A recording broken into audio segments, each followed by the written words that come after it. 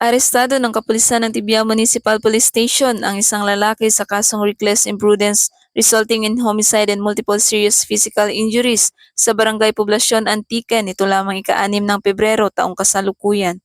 Ang pagdakip sa nasabing akusado ay pinangunahan ng mga operatiba ng Tibiao PNP bandang alas 11 ng umaga katuwang ang 2nd Antique Police Mobile Force Company. Kinilala ni Police Captain Narciso V. Sables Jr., officer in charge ng Tibiao MPS, ang akusado na si alias Ramon, 37 taong gulang, walang asawa at residente ng Barangay New West Libertad Antique.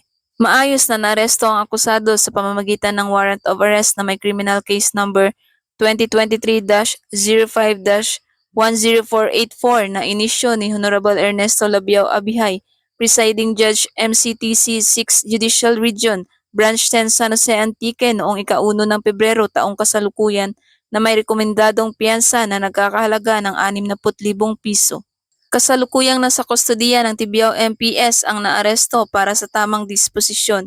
Hindi tumitigil ang mga pulisya sa paghuli sa mga taong may pananagutan sa batas upang mabigyang hustisya ang mga biktima ng krimen. Mula dito sa Antique Police Provincial Office, ako ang inyong Police News Network Correspondent, Patrolwoman Julibel Alvior, alagad ng batas, tagataguyod ng balitang pulis.